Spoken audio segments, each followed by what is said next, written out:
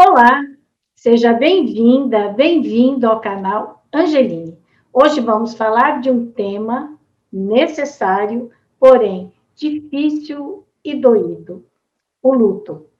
Quem conversa conosco é a psicóloga clínica, especialista em luto, Ana Paula Reis. Ela é mestre e em breve será doutora pela Teologia da PUC do Rio Grande do Sul, com a tese Luto e Fé. Antes de começar essa nossa conversa, eu te faço um convite. Se inscreva aqui no canal Angeline, no YouTube, também nos acompanhe pelo Spotify, compartilhe o áudio, compartilhe o vídeo com seus amigos e colabore para disseminar cada vez mais a cultura do encontro e a cultura da paz.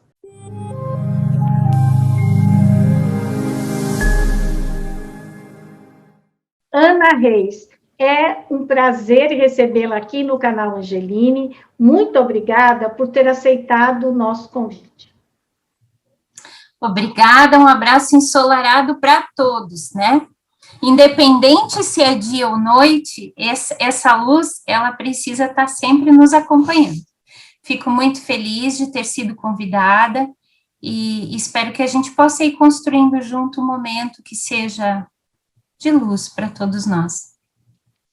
Ana Reis, você é uma psicóloga clínica, especialista em luto, fez mestrado e agora é uma doutoranda em teologia da PUC e da PUC do Rio Grande do Sul, não é?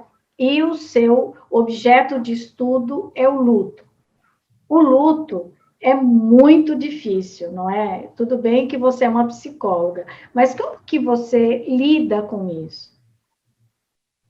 Nós estamos numa realidade onde o luto deve ocupar um espaço importante nas discussões.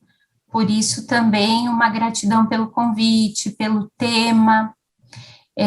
Nós estamos, então, falando de um contexto de cuidado, uma experiência muito delicada, e para a gente poder conversar sobre isso, a gente precisa considerar duas coisas, que é aproximação e distanciamento. Quando a gente fala de luto estando distante desse fenômeno, é completamente diferente de quando a gente fala dele bem pertinho dele, próximo dele. Hoje, aqui, nessa entrevista contigo, Cris, tu conversa com alguém que está bem íntimo desse processo, não só porque estudou, mas porque também está vivendo esse processo com pessoas muito queridas, que estão na outra margem, né, agora também da nossa família. E como tu diz, né, é um tema que envolve quem escuta, quem se coloca nesse contexto de cuidado, de caminhar junto, né, de um caminhar conosco, na experiência de solidão que o luto é, porque é um convite intransferível, muito íntimo, muito subjetivo, é uma experiência de estar nessa solidão, então, de consolação, né, e que acarreta tantas dificuldades, tantos problemas, tem tantas coisas que as pessoas dizem que, na verdade, não ajudam, né, tem outras que nos confundem.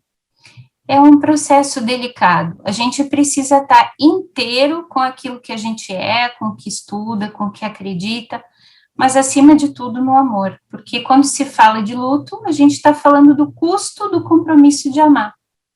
Então, estamos falando de vida e de amor também. Agora, Ana, quando a gente tem esse termo que é vivenciar o luto, né?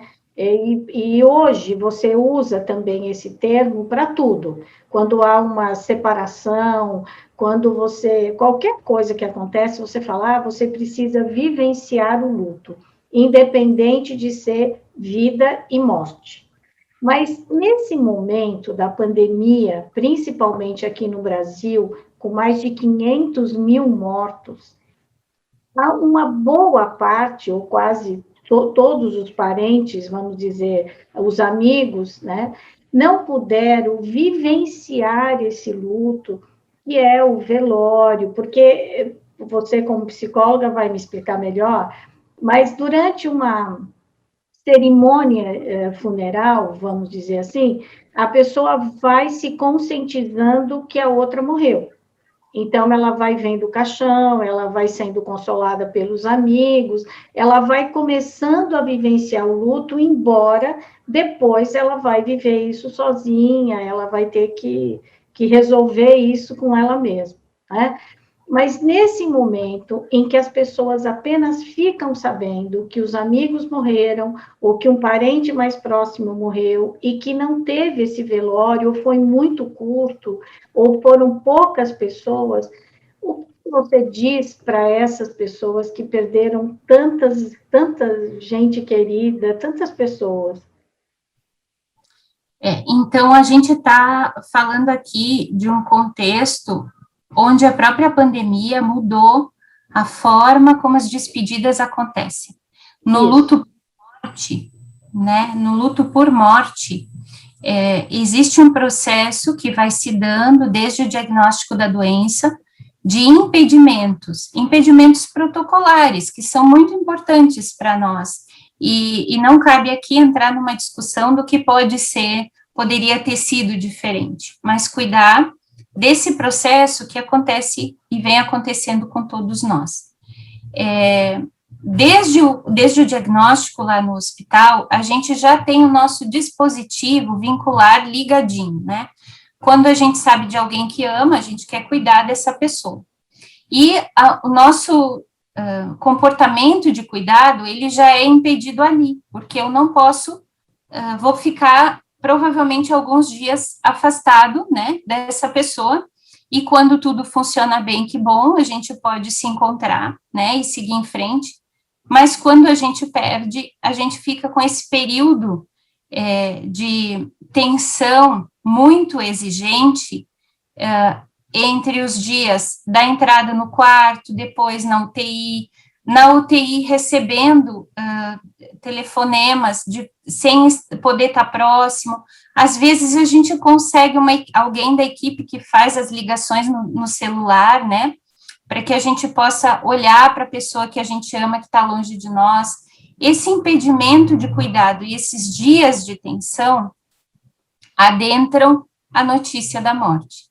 Então, a gente pode se colocando empaticamente no lugar das pessoas, para aqueles que estão mais distantes da experiência, pensar que a entrada nesse processo de luto já é muito desgastante, no sentido de não poder escolher a roupa, de não poder ficar perto do corpo, não ter podido cuidar então, de não poder velar no tempo que a gente tinha como referência para nós, que é o ato de despedida e o acompanhamento da transição dessa passagem, não receber do social esse abraço, esse reconhecimento, essa acolhida que diz, olha, é de verdade mesmo, aconteceu conosco, aconteceu com essa pessoa querida. E essa experiência de suspensão do ritual fúnebre faz com que a própria morte e o processo de luto sofram obstacularizações. A gente tem um complicador, porque é como se a morte adquirisse um tom surreal e o luto precisasse ser mais concretizado. Nesse sentido, a gente sempre chama a atenção da responsabilidade das pessoas poderem oferecer mais aproximação, acompanhamento, contato com essas famílias que perdem. De certa forma, a gente vai construindo rituais alternativos, padrões ritualísticos alternativos. A ideia é que, de um modo saudável, a gente possa estender esse velai, né, comigo, que a despedida que é essa luz que nos acompanha ao longo dos dias, através do contato das pessoas e também de formas muito específicas das famílias de lidar com a sua própria perda e com essa ausência. E isso seria como, Ana? Seria uma conversa com quem ficou? Seria uma troca? Como que é? Esse que você diz que você pode ter um luto alternativo, é isso, né? É um rito, né? Construir padrões alternativos de ritualização. Por exemplo, tem histórias muito bonitas que a gente vem acompanhando, né? Desde uma situação onde a despedida acontece restando apenas as orações dos padres, né, dos pastores, conforme a família acredita, seja através de um celular lá no cemitério, na entrega do corpo para cremação, e nesse contexto, poder se trabalhar com alguns objetos, detalhes que fazem com que aquela perda não se torne invisível para nós. Por exemplo, uma família onde só pode, de 6 filhos, onde o pai falece e só podem estar presentes 2. Então, essa família construiu na cor preferida do pai laços de fita que foram colocados ao lado da foto dele durante a oração, em cima da urna. Ao chegar em casa, uma família pode encontrar uma cesta com biscoitos, pães, um cartão, um café, um chá, dizendo: nós soubemos do que aconteceu, nós estamos caminhando com vocês. Essa experiência de luz que é conosco, né?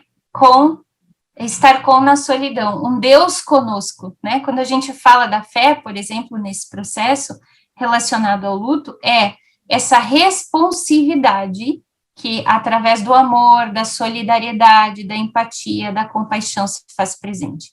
Quando a gente não consegue se aproximar muito, talvez mandar mensagens, dizendo assim: olha, eu soube, estou com vocês, se você não tiver condições de responder a minha mensagem agora, não tem problema, só quero que você saiba que eu estou disponível. Numa conversa sobre luto, porque às vezes esse tema também gera muita angústia para quem está ali querendo ajudar, né? Poder dizer: olha, me diga você que está vivendo a experiência, como eu posso lhe ajudar nessa travessia, ou como eu posso não te atrapalhar nessa travessia. Desde a escuta, a presença silenciosa e significativa, até uma ajuda prática. Eu posso ir em algum lugar por você, eu posso buscar documentos, enfim, qualquer forma de ajuda que traga essa sensação de amparo, né, que diminua a insensibilidade própria da tragédia agora na pandemia. Porque é muito difícil para a gente perder alguém que a gente ama mergulhado no número estatístico. Quem ama é sempre alguém nosso, só nosso. Porque a impressão que a gente tem, né, Ana, mais de um ano de pandemia, e as pessoas em casa, e sai pouco, e essa coisa toda, e ao mesmo tempo você vê cemitérios, você vê cova, você vê caixão passando, né, através do noticiário,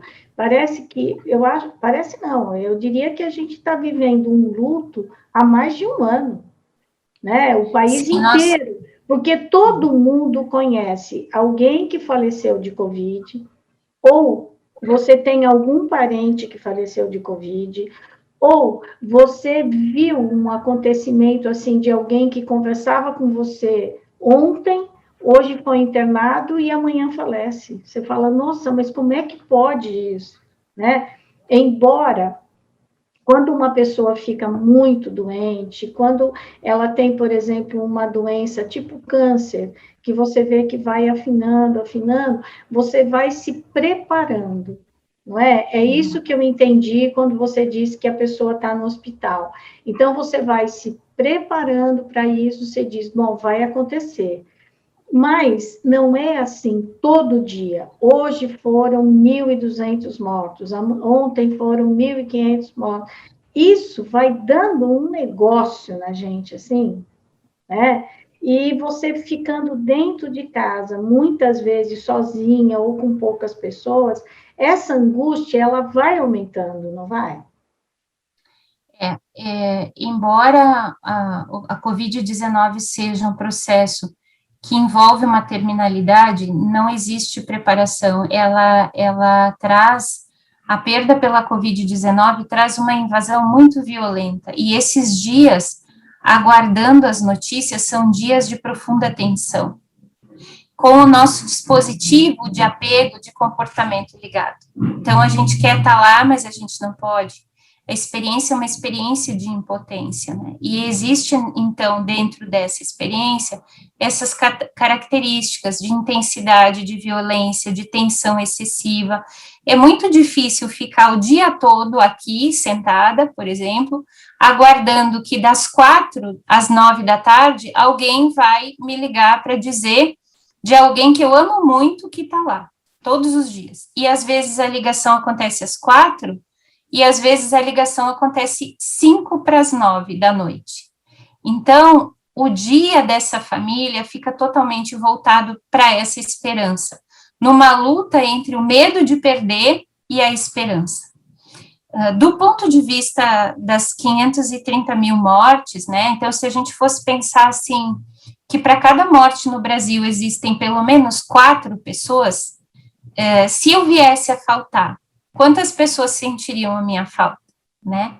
As figuras vinculares compõem aí uma população de 7 milhões de enlutados no Brasil hoje. Isso caracteriza, e não só pela morte, um quadro de luto coletivo, porque a gente está há mais de um ano, então, vivendo crises financeiras, testemunhando mudanças recorrentes, a impossibilidade de estabelecer planos a longo prazo, tudo a curto prazo, a médio prazo. Eu posso planejar essa semana, eu posso planejar o próximo mês. Isso constrói dentro da gente uma sensação de ruptura muito grande. O mundo, como era presumido, ele passa a ser vivido de um outro jeito.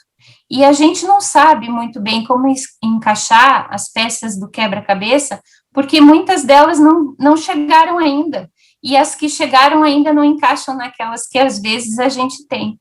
Então, é uma experiência de estar entre a ausência e a impotência, e testemunhando a realidade difícil de outros familiares e amigos que passam pelo processo de luto. Daí que vale muito as dicas de diminuir o seu grau de exigência, pensar uma coisa de cada vez, não tomar por óbvio aquilo que havia antes da pandemia começar, porque uma vida dentro da crise faz com que a gente inverta alguns padrões de valor, né, naturalmente, imposto pela própria crise. Por exemplo, antes o que era óbvio, agora precisa ser dito. Antes, o que era grande, fundamental, passa a ser agora pequeno, né? Essa experiência de descobrir como boiar para poder restabelecer energia, reconhecer cada etapa da caminhada, se eu estou morro acima, eu preciso diminuir o passo, tomar um isotônico, né? Descobrir formas, diretrizes de lidar com essa ansiedade, porque nós estamos todos debaixo do guarda-chuva do medo. Descobrir formas de potencializando as nossas energias sobreviver.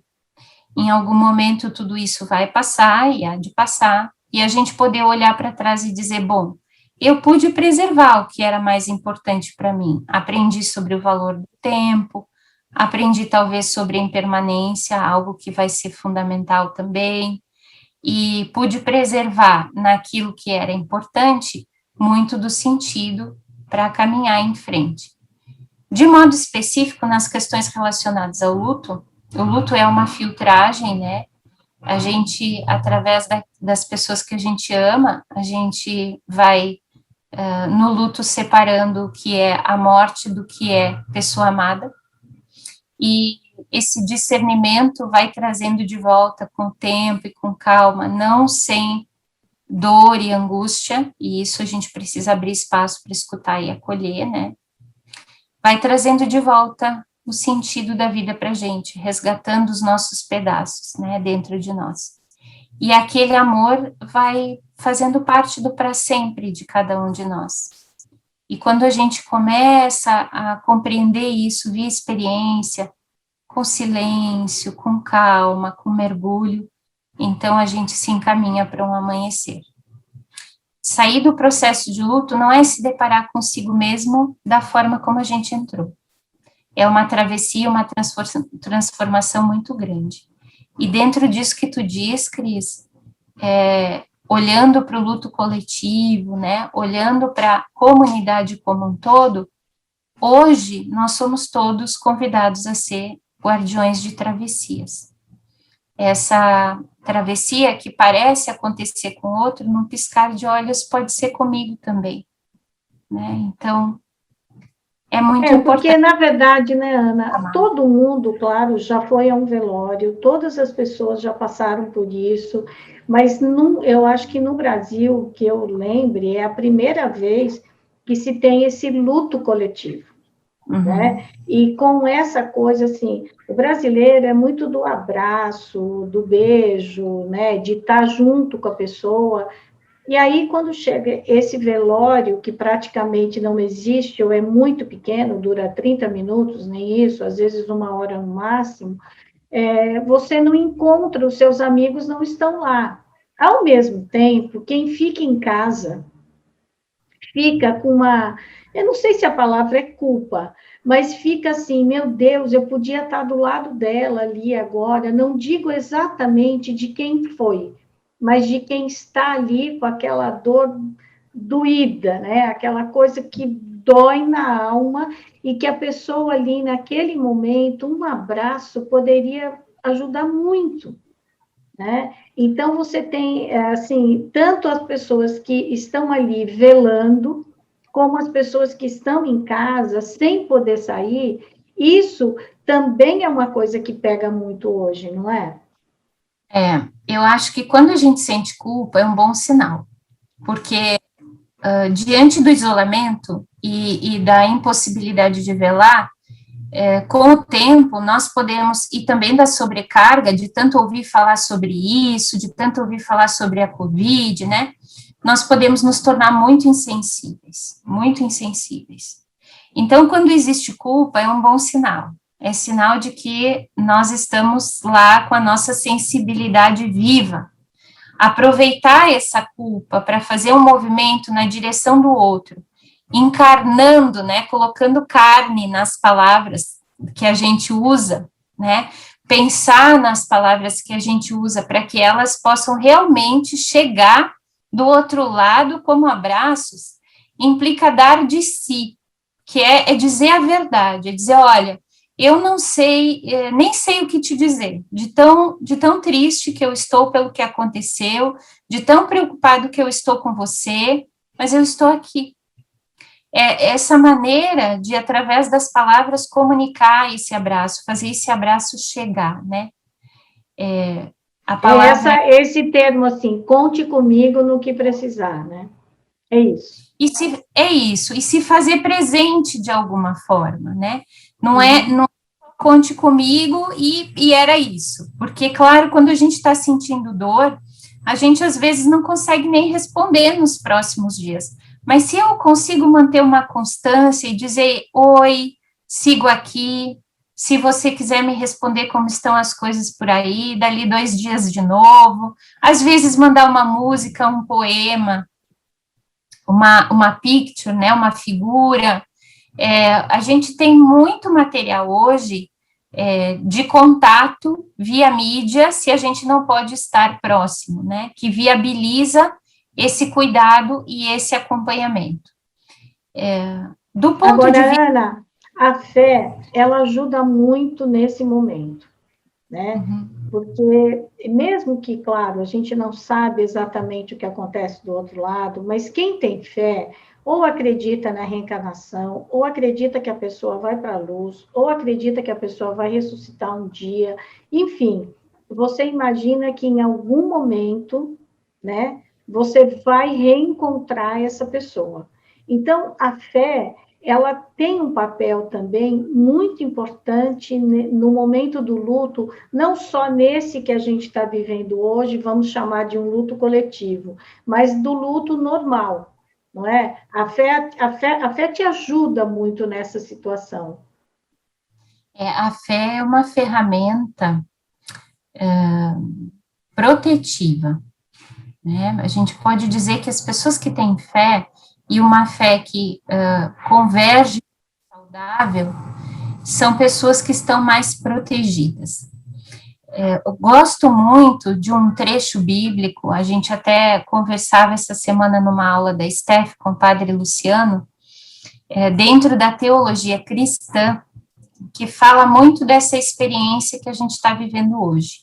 Quando, por exemplo, a gente se questiona o que eu posso oferecer, né, para alguém, para uma família que sofre, que é o trecho em que Jesus vai recebe a notícia de que um amigo está muito doente e se preocupa com esse amigo.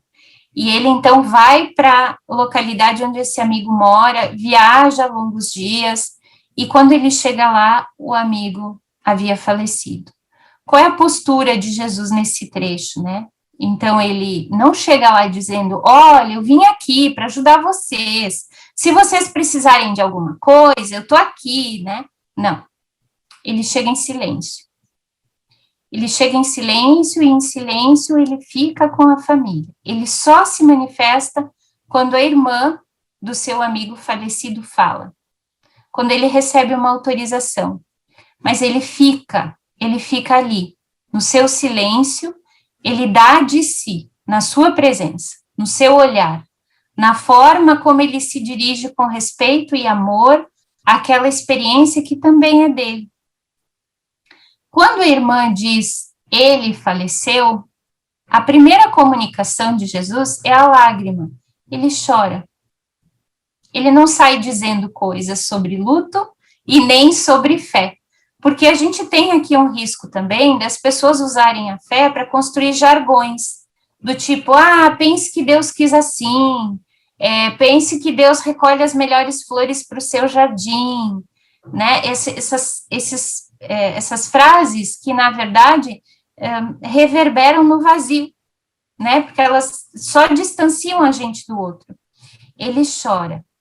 E só depois que ele chora, baixa a cabeça, entrando em contato com eles e com tudo que eles estavam vivendo ali, é que ele traz a cena mitológica da ressurreição. Então, se a gente pensa no cuidado, no encontro, como um contexto de revitalização, a gente vai entrar na possibilidade de dizer algo para erguer o outro só no final. Primeiro a gente escuta e fica junto. E aí ele diz, Lázaro, levanta-te. E então Lázaro vem abraçá-lo. Né? Essa conjugação, silêncio, palavra e encontro, é o que leva ao cuidado e é também o que representa o que a gente pode entender do ponto de vista mitológico, a própria ressurreição, o resgate e a reconstrução da vida. E eu dizia para ti antes, né, no início, o resgate e a construção da vida para os enlutados cristãos acontecem no coração de um Deus que é sofredor. Porque Jesus não foi alguém que ficou sentadinho do lado de fora da vida, julgando quem ia para o céu e quem não ia para o céu, né? Não, ele veio para cá e viveu junto com a gente, e no espelho das dores dele, esses pacientes podem encontrar, né, os enlutados cristãos que a gente vem estudando na pesquisa, vem encontrando a própria dor e o próprio caminho, esse raio de sol que a gente falava no início. Uhum.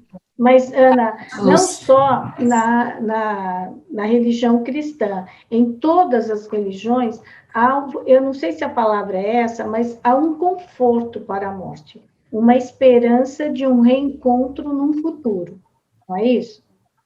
Isso. E essa esperança, quando a fé se dá de uma forma estrutural e saudável, essa esperança, ela se derrama dentro da vida e se derrama no processo de luto. E permite que o caminho do enlutamento não seja eliminado, nem mesmo a dor, mas iluminado. Iluminado. Uhum. Sim. Agora, é um caminho difícil, né, Ana? O amor é um caminho difícil, você vivenciar tudo isso é difícil, e ao mesmo tempo é você saber que você também pode ser o próximo. né? A gente entrevistou aqui no canal Angeline 2 pessoas, o George e o Daniel, que tiveram Covid, e praticamente o que eles fizeram no leito? Eles disseram, Deus, eu estou aqui, faça agora o que você achar melhor. Eu não vou te pedir para viver, você faz o que achar melhor comigo. Eles sobreviveram, saíram, estão ótimos, estão saudáveis, mas é um momento duro, e você pega e se entrega. Porque uma coisa é a gente morrer, como diz uma amiguinha minha, Maria Olga, que é uma graça, ela fala, eu quero morrer de panela. Pá, bateu, morreu e pronto. Você nem percebe. A outra coisa é você estar ali, sabendo que a morte está chegando. Sabendo que a possibilidade é daqui a pouco. Isso é muito difícil, não é? E os familiares, eles ficam também lá fora pensando como será que ele está lá dentro. É importante a gente pensar, né, que as pessoas lá dentro, elas estão agarradas na gente aqui fora.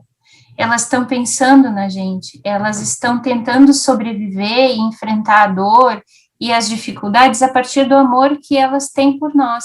Então, quando o luto acontece, a gente também precisa levar em conta que elas se esforçaram para que tudo desse certo no amor que elas têm por nós. Então, agora cabe a gente também devolver esse amor, tentando ficar bem.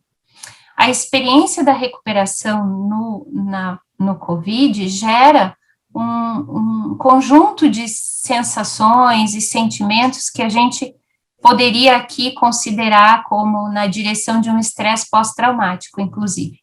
E a própria cura traz uma transformação muito grande, porque se pensa, eu estou curado frente a tantas pessoas que morreram. Ou seja, a experiência da vida na pandemia tem trago para nós, através da dor, do sofrimento, do medo, da inconstância, da insegurança, né, um aprendizado que a alegria não nos levaria a pensar, a sentir ou a descobrir. E com isso eu não estou dizendo que eu sou fã, né, da ideia de que o que a gente não aprende na dor, não aprende no amor, tem que aprender na dor, não é isso. Mas quando a gente olha para aquilo que a gente vive e tenta dar um destino a serviço de uma transformação e aprende muito com isso, a gente está caminhando para um mundo melhor. Gente competente, gente inteira, sempre vai buscar trazer essa experiência de sofrimento e dor para o crescimento, para o aprendizado, para a transformação. E acho que as relações, os vínculos, nesse momento, precisam muito se tornar tão importantes, mas tão importantes, que sejam a força que a gente tenha, ou a ferramenta que a gente tenha para lidar com a insensibilidade, né? Porque a insensibilidade vem do cansaço. E nós todos estamos também muito desafiados nesse sentido. Porque, Ana, quando a pessoa, você fica sabendo que uma pessoa morreu, a sua diz, nossa, mas como que isso é possível, né?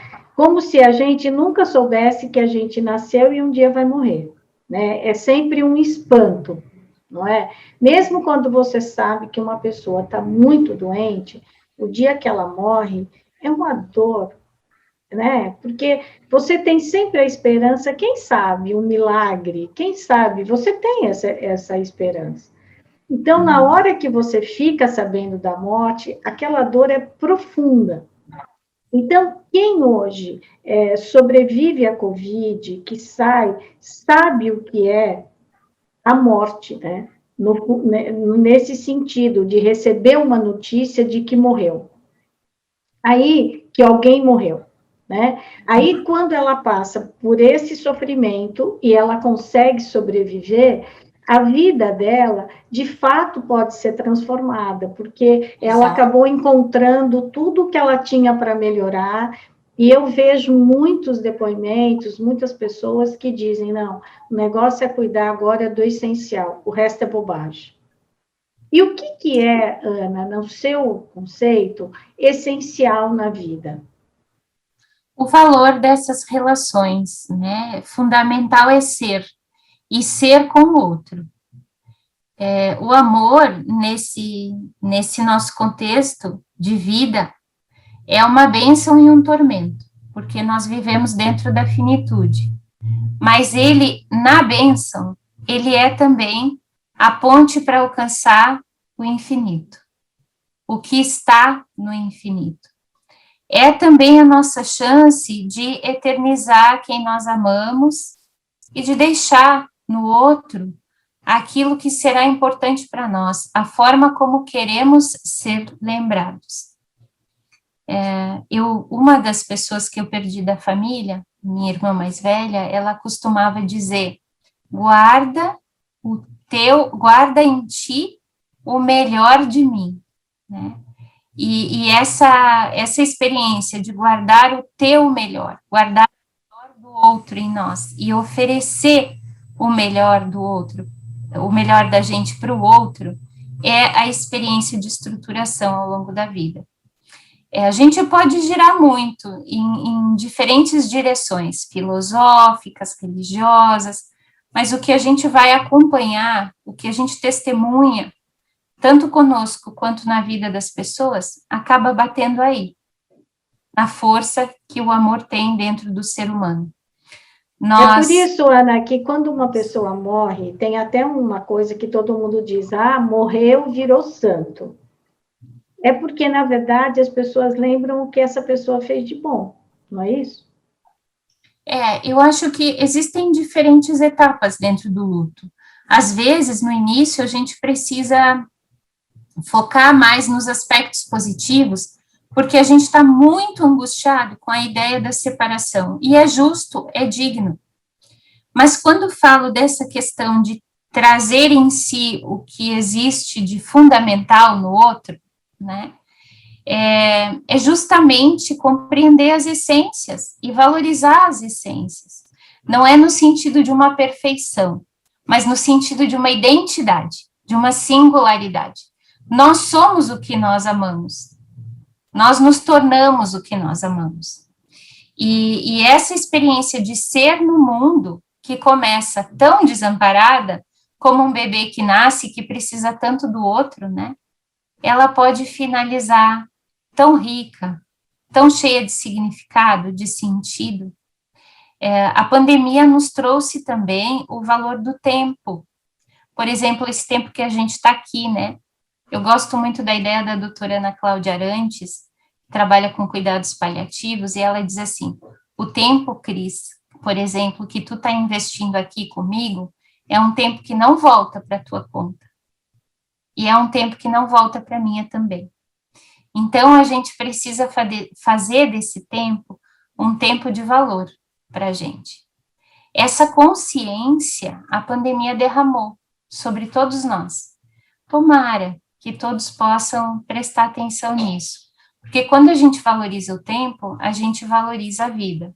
Quando a gente valoriza a vida, a gente valoriza as despedidas. E quando a gente valoriza as despedidas, a gente valoriza a fé. E quando a gente valoriza a fé, a gente se vê com todos os nossos pedacinhos costurados, né? Todos esses pedacinhos são costurados. A gente valoriza o nosso inteiro.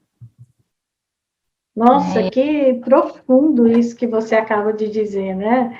O George, que foi uma dessas pessoas que sobreviveu à Covid, ele disse aqui no canal Angeline que agora a preocupação dele é com o tempo e que ele decidiu não perder mais tempo com bobagem. Olha aí. Então, isso aqui é o que vai cumprir meu propósito, então eu vou usar esse tempo para isso, eu não vou mais perder tempo, né? Como se diz, com outras coisas. É isso, não é, Ana? É isso. É essa experiência que passa nesse olhar, sabe? Como nós estamos conversando aqui. Eu olho para ti, Cris, e mergulhando no teu olhar, eu sinto toda a beleza que existe na tua alma, a tua curiosidade, o teu conhecimento, a tua sabedoria, o teu jeito afetivo de nos acolher aqui para essa troca, a preocupação que existe em ti em oferecer um espaço de informação segura para todas as pessoas que estão aqui conosco, nos acompanhando. E isso é de uma riqueza fundamental.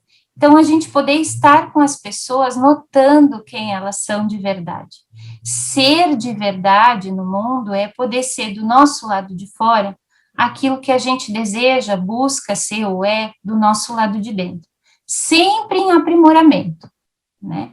E o processo de luto, na contramão da vida, de tudo que a gente deseja, ele provoca uma convocatória para isso, profunda, extensa e muito, muito preciosa também, porque ela vem no custo desse amor. Agora, Ana, é por isso que quando a pessoa tem até uma discussão, né, ela diz assim, não, eu quero uma conversa de olho no olho, porque o olho, ele não te trai, né? Você está olhando para aquela pessoa, ela precisa ser verdadeira, é isso que você quer dizer? E essa experiência de verdade é uma experiência de sentido, é um território onde a gente põe o pé.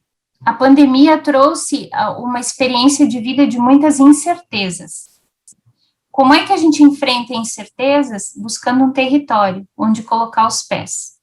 Esse território é propósito, esse território é contato, é consciência, é relacionalidade. Né? Se a gente se der conta disso, quanto antes a gente se der conta disso, melhor equiparados e mais protegidos nós estamos.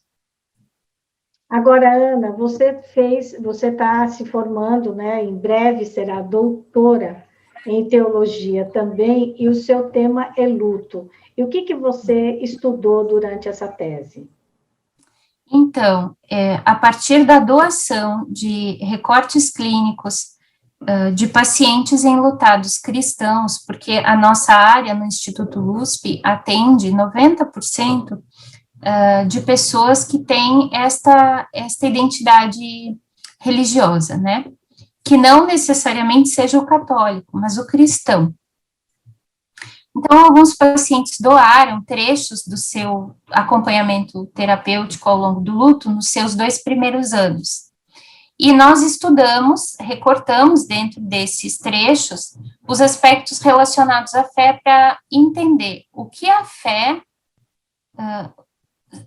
interfere, o que ela traz no processo de luto, né? E nós descobrimos que existem 5 categorias que são afetadas pelo luto na fé, que é a própria fé, num primeiro momento, que sofre uma desconstrução e uma reconstrução, quem é Deus, especialmente compreendendo quem é Jesus, quem é a pessoa de Jesus, na Bíblia, né, no Evangelho, comunhão dos santos, que é uma expressão da manutenção ou da ressignificação do vínculo no processo de luto, amor e tempo.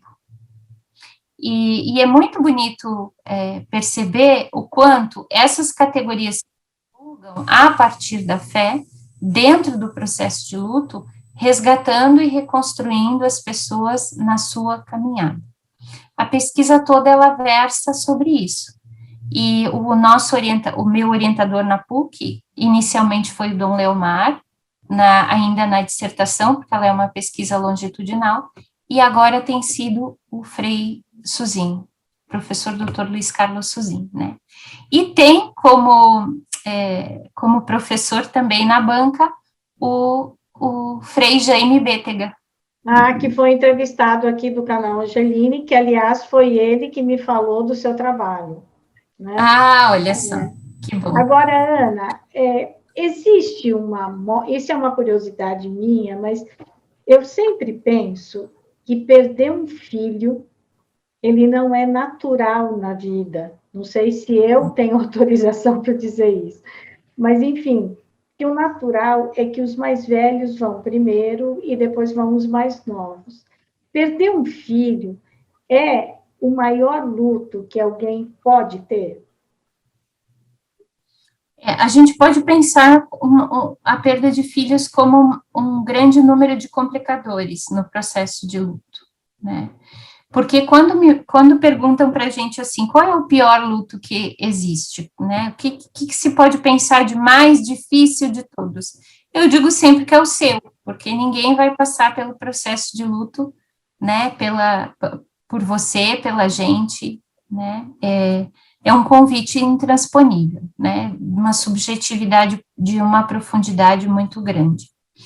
Então, a gente pensa, assim, a perda de filhos como uma morte que se dá na contramão da vida, que envolve perspectivas de passado, presente e futuro, porque um filho é continuidade, um filho é eternidade também.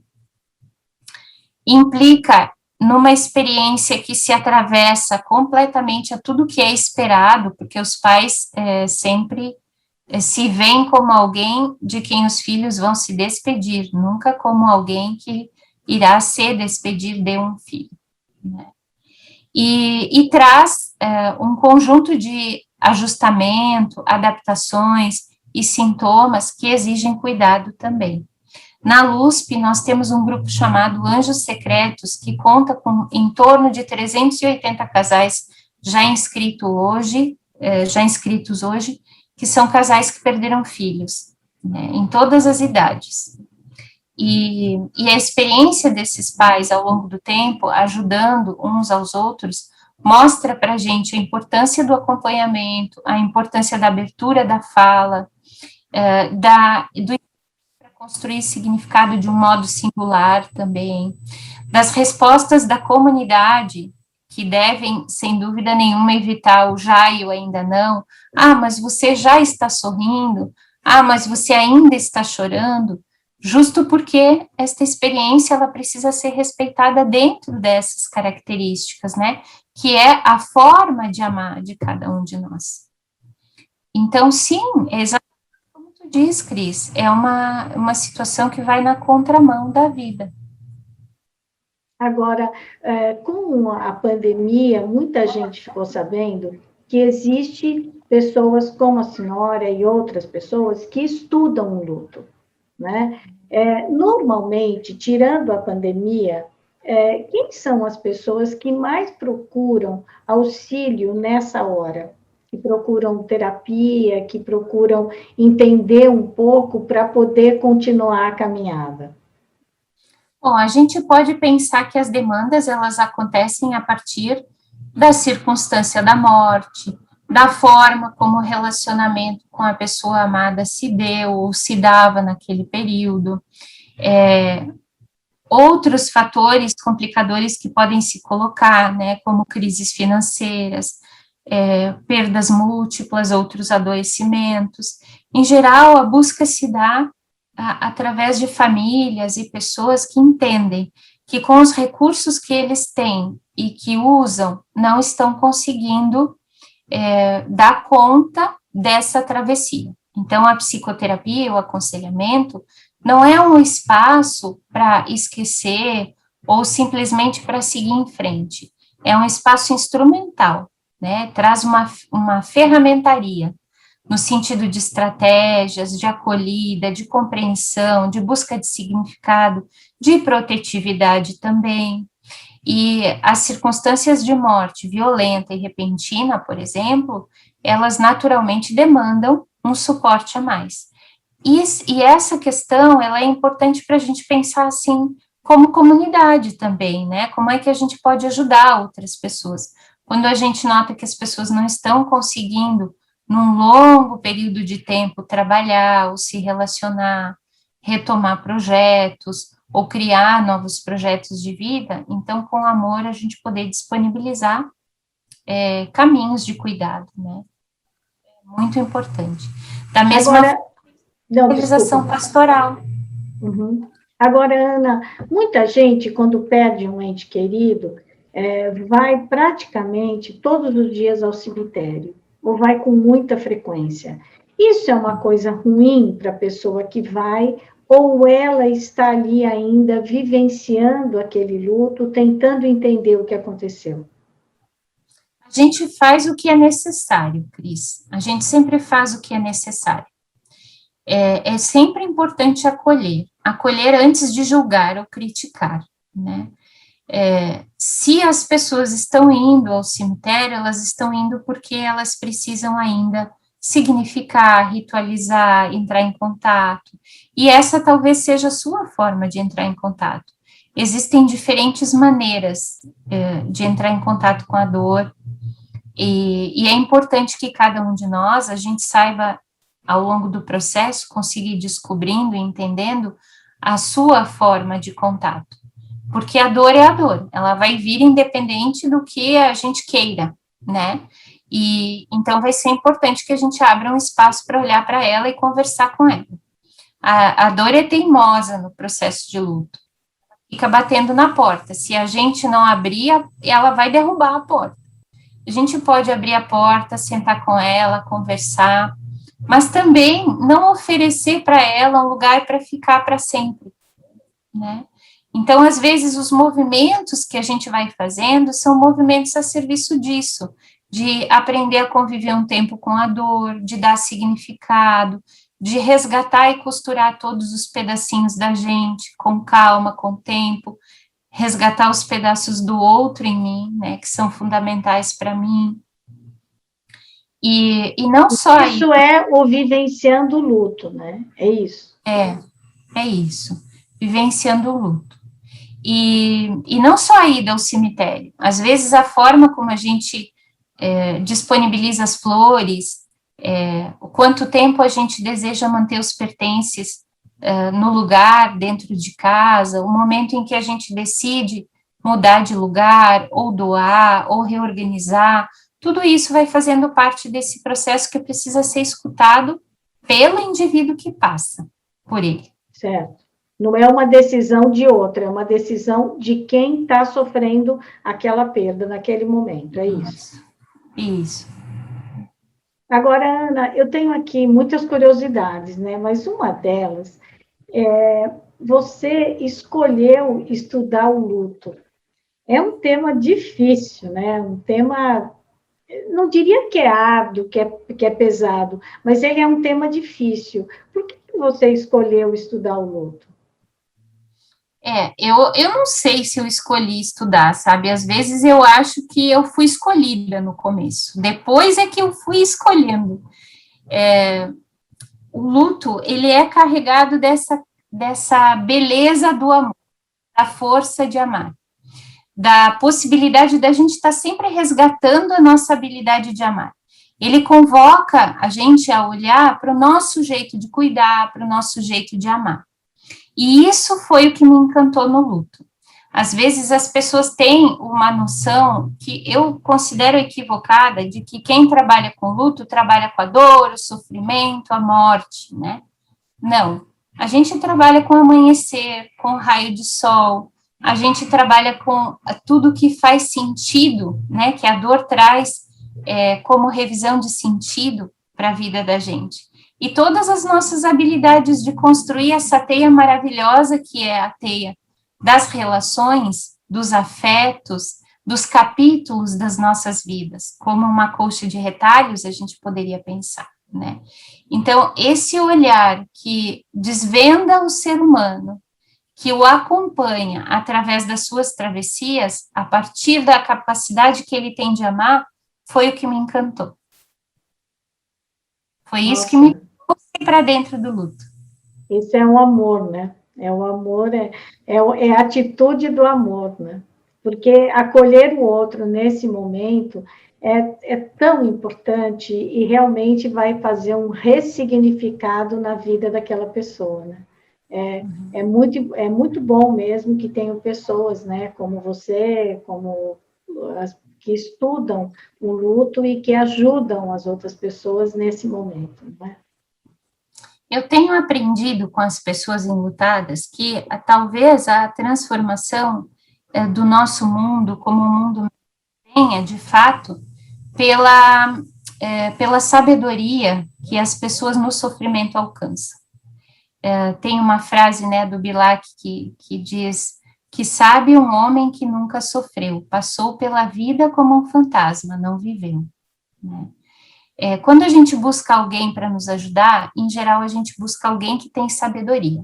E se a gente prestar atenção nessa pessoa, a gente vai ver que tem nela muito de sofrimento também. O sofrimento nas pessoas que cuidam de si e da sua transição, da sua travessia, é como uma tocha acesa. Para muitos de nós, significa uma direção, a possibilidade de caminhar enxergando o caminho.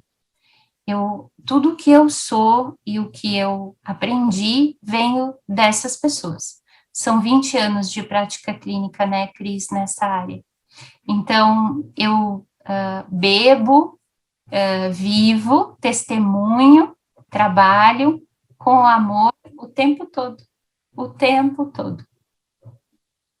Ana, nossa, é uma delícia te ouvir, né? Como é bom a gente conversar com quem estuda, com quem tem conhecimento e, ao mesmo tempo, com quem tem esse amor no próprio trabalho, né? Muito legal mesmo, né? Você gostaria de dizer alguma coisa que eu não te perguntei, que você pensa que é importante nesse momento de luto que o Brasil inteiro vive? Sim, pela experiência pessoal e também pela experiência clínica dentro do Instituto LUSP, nós somos 34 profissionais em 7 cidades, no Rio Grande do Sul e em Santa Catarina. E a nossa equipe trabalha muito de mãos dadas, todo mundo junto, né? Sendo muito inteiro e muito gente, para poder oferecer um cuidado de fato efetivo e afetivo, porque se for de outra forma, não é cuidado de verdade, né? Então, a gente tem testemunhado a importância de levantar as comunidades na direção das famílias que perderam pela Covid. E é isso que eu gostaria de deixar aqui como mensagem, que se a gente conseguir sinalizar, cada um do seu jeito, a empatia e a compaixão, a gente vai estar ajudando muito na consequência dessa pandemia do ponto de vista do luto complicado, porque a gente vai ter um rescaldo aí, uma consequência para cuidar na vida de todos nós, né? São muitos enlutados.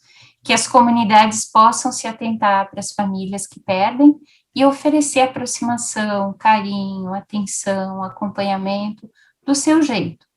Porque quando estamos enlutados, é como se a gente tivesse uma lupa diante dos olhos. A gente identifica muito rápido quem realmente está vindo, está se aproximando da gente para ajudar e quem não está conseguindo. Então, ir na direção dessas famílias de um jeito muito honesto, né? E escutar o que elas têm para nos ensinar também. Nossa, nossa, a sua mensagem é maravilhosa, né? Ana, muito obrigada, olha, muito obrigada, principalmente aqui, já que falamos sobre isso, pelo seu tempo, né, que deixa de estudar, que deixa de atender outras pessoas, para falar aqui para o canal Angeline. E eu convido a você que está aqui nos assistindo, que está ouvindo a gente pelo Spotify, compartilhe esse vídeo, compartilhe o nosso áudio, converse com as pessoas e colabore cada vez mais para disseminar a cultura do encontro e a cultura da paz. Na próxima quinta, uma nova entrevista. Muito obrigada, Ana. Amei a nossa conversa. Muito obrigada. Obrigada, Cris. Um abraço fofucho aí do outro lado. Muito obrigada para você também.